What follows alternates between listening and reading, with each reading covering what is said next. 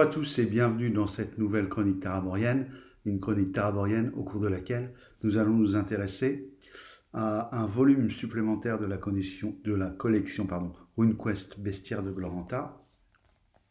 Voilà, de la collection RuneQuest Aventure dans Gloranta, Bestiaire de Gloranta. Voilà, c'est un ouvrage couverture rigide, pas trop fin, plus épais que le manuel des armes et de l'équipement. C'est toujours signé Greg Stafford, Sandy Petersen, Jeff Richards, Jason Durrell et leurs amis. Ça, c'est un petit peu étendu. On retrouve leur style de présentation avec une carte qui n'est pas terrible, mais qui, on voit bien, elle est claire. Elle mérite d'être claire, elle n'est pas très jolie. Il y a des cartes plus jolies que ça dans cette collection de livres. Et on va s'intéresser tout de suite au sommaire pour voir un petit peu ce qu'il nous propose dans ce bestiaire. Alors on démarre avec une introduction, puis un système de cartes de répartition, vous savez, un peu façon atlas géographique. Ensuite les racénés, les monstres du chaos, les monstres, les arthropodes géants, les animaux, les esprits, les terreurs, et puis également un chapitre sur la flore, un scénario et un index. Alors en intelligent, en introduction, on vous parle d'équilibrer le jeu dans Quest. Et on vous explique un petit peu comment on a classifié les créatures. Voilà, ce qui va découler après de tout leur format. Encore une fois, ce qu'on peut voir déjà dès les prémices, c'est qu'en réalité, il y a toujours cette volonté de faire quelque chose d'assez logique. Puisqu'effectivement, on ne va pas considérer de la même façon les créatures du chaos avec d'autres choses.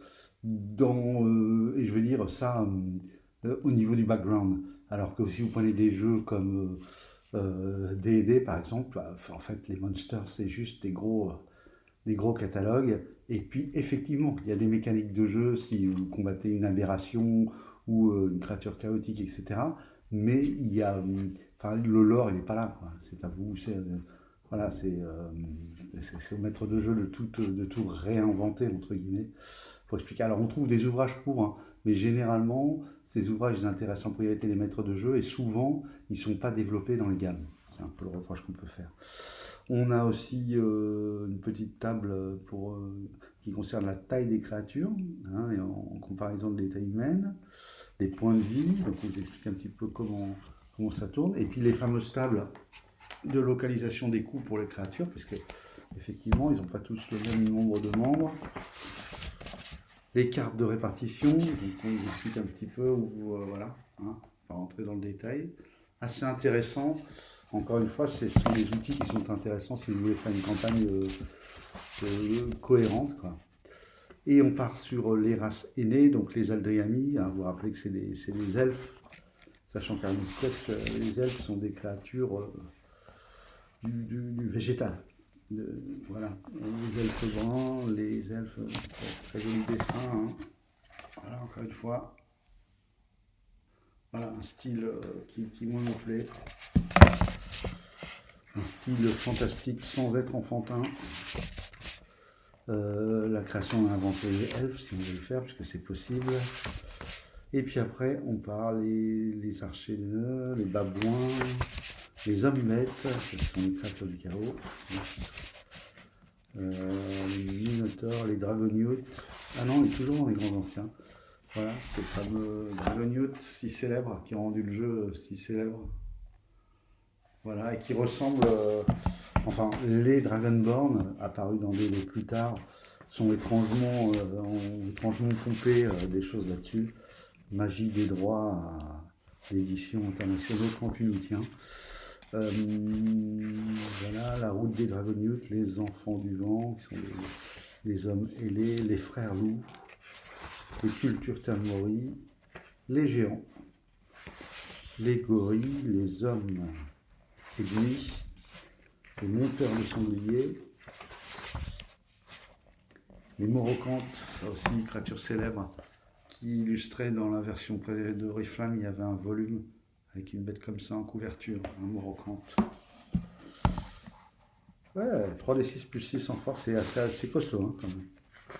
Les Mostali, hein, qui sont les nains, c'est pareil, vous pouvez jouer des nains.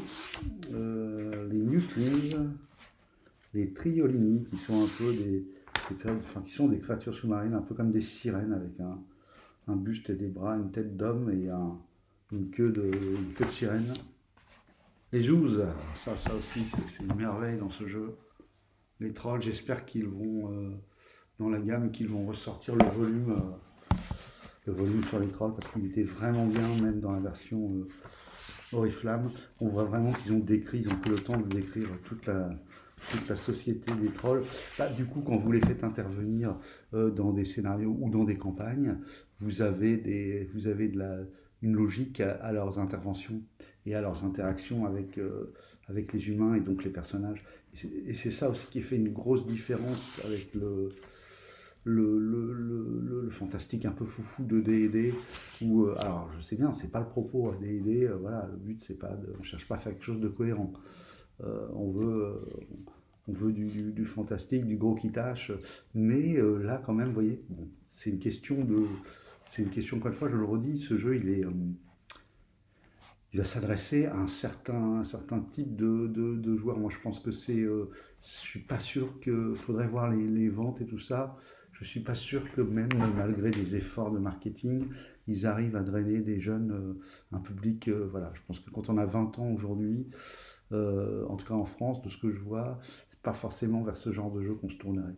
On sera beaucoup plus sur du jeu beaucoup plus facile d'accès, du contemporain fantastique, voilà, on voit que c'est plus ça, les tropes qui occupent la jeunesse, et puis là c'est peut-être un peu touffu. Mais par contre, si on est un vieux briscard, je pense que c'est pareil, passer une certaine expérience de jeu, on est tous, d'ailleurs quel que soit le jeu et le système, à la recherche de quelque chose qui paraît, alors je sais bien, c'est toujours fou de dire ça, qui paraît logique, qui paraît crédible, alors que ça ne l'est pas. On est dans un univers merveilleux avec tout le monde qui jette des sorts, etc. Mais malgré tout, pour notre suspension d'incrédulité, il faut quand même que ça paraisse cohérent, qu'on sente qu'il y ait du lourd derrière, qu'il y ait quelque chose. Et là, c'est le cas, ce qu'on nous donne. Alors après, on parle dans les bestioles, hein, le colo-course. Et là, c'est pareil, il y a toujours à chaque fois un petit paragraphe où il vous explique un petit peu comment fonctionnent les créatures, comment ils vivent, les fameux gorpes, là, les escargots dragons, ça aussi à l'époque ça avait fait fureur. Des ghouls, ça c'est plus classique, des harpies, des hommes scorpions, des hydres, des ogres, la vaumieuve, qui est très bien, qui fait un peu penser au Mind Slayer à D&D. Créature un peu toulienne avec ses tentacules. On arrive aux monstres, crapauds des falaises, anguilles géantes. Enfin, je ne vais pas tous vous les faire. Je passe un petit peu pour continuer à avancer dans le livre. Les illus sont très belles. Bon, il n'y a pas une illu par monstre. Il y a quelques monstres qui ne sont pas décrits, c'est un peu dommage. Surtout que je ne sais pas quelle est l'iconographie sur internet. Si en tapant un nom de bestiole, on peut le retrouver. Ah, une très belle illu, ça. Un dragonioute sur cette espèce d'oiseau là. Ça, moi je trouve que ça a de la gueule. Ça, je trouve que ça plonge tout de suite dans un univers qui fait plaisir à voir. Les worms, les arthropodes géants, araignées géantes, abeilles géantes, scarabées, coléoptères géants, guêpes géantes, menthes religieuses géantes, voilà. Vers géants des glaces, les animaux de monte. Alors voilà, ce qui est intéressant aussi dans les animaux, c'est que vous avez trouvé les animaux de monte. C'est presque là, ça tourne à la visite de zoo. Les coureurs de runes, les hyènes, les grues géantes, les lopers, les lions, les oiseaux sanguinaires. Je passe encore les esprits. Alors vous savez que les esprits, une des caractéristiques de RuneQuest aussi, c'est les combats spirituels avec des animaux. Vous avez des animaux qui ne sont pas du tout forts physiquement, des monstres, hein, enfin des esprits plus exactement, et qui peuvent vous attaquer au niveau de l'esprit. Vous pouvez, et ça peut très mal finir. C'est ça aussi qui est intéressant et qui renouvelle un peu le côté adversité. Encore une fois, je reprends un exemple, hein, c'est pour comparer, hein, c'est pas forcément... c'est pas mal intentionné de ma part, à D&D, en fait, quand vous combattez un esprit, on vous dit que c'est un esprit, c'est un peu pour les mécaniques, ça reste les 20 plus ton attaque, un sort, voilà. Là, c'est un peu plus fouillé, et notamment dans les effets que vous pouvez obtenir, et puis dans ce que ça va produire. Les Withers, les Nyctalopes, les Terreurs. Alors les Terreurs, bon, qui vont vous demander des jets de résistance, des jets de pouvoir, pour pouvoir rester en place et ne pas avoir envie de fuir, j'imagine. Les hordes du chaos. Les arbres vont au des vents. Alors là, vous avez tout un chapitre sur la flore, en fait. Le camphire, voilà, avec chaque fleur a ses propriétés, je veux dire priorité, propriété. Et puis un scénario qui s'appelle Faux Semblant, prévu pour un groupe de 4 à 6 joueurs, des aventuriers sartarites de tout niveau. Il demande au meneur de jeu une certaine expérience pour animer l'ensemble des PNJ dans une unité de lieu de temps restreinte. Plusieurs créatures typiques de RuneQuest apparaissent au cours de l'aventure. Il est conseillé de relire leur description dans le bestiaire. Donc vous avez aussi, effectivement, c'est ça qui est très bien, même s'il n'y a pas d'ILU à chaque fois, c'est pas toujours évident à partir d'une ILU au maître de jeu d'avoir la présence d'esprit de faire une bonne description. Revenons au fait que quand même le jeu de rôle est un jeu conversationnel et c'est pour moi un des éléments principaux, c'est un jeu linguistique si j'ose dire. C'est pour moi un des éléments caractéristiques du jeu de rôle avec l'imagination, c'est le pouvoir d'enflammer son imagination par la parole. C'est comme ça que je définirais le jeu de rôle en fait. Enfin, une façon de le définir. Et donc on a ce scénario qui fait quand même, son petit poids de page. Je ne le montre pas pour ne pas spoiler. Toujours des belles élus, des bonnes mises, voilà. Et puis voilà, toujours. Alors toujours aussi, c'est assez particulier à la volonté de cette gamme, c'est que les scénarios, quand on présente un univers pas manichéen, on fait jouer des aventures qui sortent un peu des sentiers perdus, si j'allais dire, et en même temps, on s'arrange pour prévoir des finaux. Oui, des finaux, pas manichéens non plus. C'est-à-dire qu'on peut sortir de différentes façons à chaque fois du scénario. Et ça aussi, je pense que c'est une école de comment terminer un récit qui, d'après moi, d'une façon plus satisfaisante que dans les jeux plus traditionnels où on termine le récit, c'est tout simplement, il faut que les personnages sortent vainqueurs de l'adversité qu'ils ont eu à affronter. C'est souvent le cas quand même dans les jeux traditionnels. Et là, je trouve que ça change un peu. On a des nuances de gris qui moi, m'intéressent. Voilà. Au stade où j'en suis dans ma réflexion sur les jeux de rôle, j'avoue que ce genre d'alternative me séduit. Alors après, comme je dis toujours, là je vous parle de la gamme sur le papier, c'est très très beau. Ça continue d'être d'une très très bonne qualité, franchement, je ne dis pas ça comme ça. Je n'ai pas spécialement d'amitié ou d'inimitié envers l'éditeur, qui je le rappelle, et Archaeos. Bon, j'aime beaucoup Chaosium, quand même, c'est la traduction de Chaosium. J'aime beaucoup, mais j'aime pas pour aimer. J'aime parce que tout simplement les jeux qu'il propose, je pense, tapent juste à chaque fois. Et même si là, il n'y a pas d'économie, c'est-à-dire que là, je le redis, c'est un jeu qui demande un petit peu d'exigence. C'est aussi ce qui fait que vous allez rester sur le jeu. Alors je sais bien qu'on est aussi dans une période dans tous les domaines, donc forcément dans le jeu aussi, dans la consommation de jeux aussi, de Switch et de consommation. Et que donc je pense que c'est assez rare maintenant les tables, à part, encore une fois je reviens un peu sur, j'imagine, les vieux briscards qui veulent jouer des campagnes entières, etc. Dans la pratique, on est beaucoup sur du Switch. On joue samedi prochain, ok, allez, on fait un petit Medfan, poum. On joue la semaine prochaine, allez, on fait un petit contemporain, un petit monde des ténèbres, je ne sais quoi, ok. Et les gens passent moins de temps, même moi le premier. Là, je mens un peu, je me fais mentir moi-même avec la campagne des masques.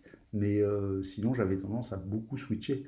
Et c'est un peu le problème quand l'offre est trop prolifique. En réalité, ça vient vous titiller, et puis voilà, on est des joueurs. Si on est là, c'est qu'on est des joueurs, on est des gamers. Et donc, oui, si on nous titille, si on nous cherche, on nous trouve sur ce terrain-là. Voilà, donc je le redis, RuneQuest, Bestiaire de Glorantha, magnifique, toujours le vernis sélectif un très bel ouvrage, je ne sais plus à quel prix, il est 45 euros. Bon, pour le nombre de pages, je vais vous donner le nombre de pages exact. Il y a une feuille de personnage à la fin, 220 pages. Bon, voilà, après, on va pas refaire ce débat sur le prix des jeux de rôle. Est-ce que c'est plus cher qu'avant? Est-ce que c'est moins cher qu'avant? J'ai vu une vidéo récemment avec une étude comparative. En fait, c'est pas plus cher qu'avant. Et sans même tenir compte de l'augmentation de la qualité. Donc voilà, sur le simple inflation de la vie, etc., c'est pas plus cher qu'avant les jeux de rôle. C'est même un petit peu meilleur marché. Et puis après, bon, si on compare, hein, ça souffre pas la comparaison, même si moi je jouais déjà à l'époque et j'adorais les jeux, et je défendrai toujours les Rollmasters et les Oriflamme, troisième, RuneQuest, troisième, voilà, parce que j'ai des bonnes heures de jeu dessus et d'excellents souvenirs. Forcé de constater qu'on a énormément progressé dans ce qu'on propose, voilà, en termes de compréhension, en termes de design, en termes de tout, en fait, qualité de papier, qualité de la reliure, etc. Donc voilà. Donc non, les jeux sont pas plus chers qu'avant, mais bon, ça représente un petit budget si vous voulez vous mettre à la gamme RuneQuest. Après, c'est aussi un kiff, quoi. Voilà, on sait que quand on est voilà, la personne qui va acheter toute la gamme, je pense que ça va être un maître de jeu, et on sait aussi quand on est maître de jeu qu'il y a ce qui se passe pendant les parties, et puis il y a tout ce kiff en amont quand on est dans la préparation, donc je vais réfléchir à un scénario, je vais réfléchir à ma campagne, ça aussi c'est des heures de jeu, des heures de plaisir et des heures d'immersion dans un univers magnifique, si j'ose dire. Voilà, donc je vous souhaite une bonne journée, je vous dis au revoir et à bientôt.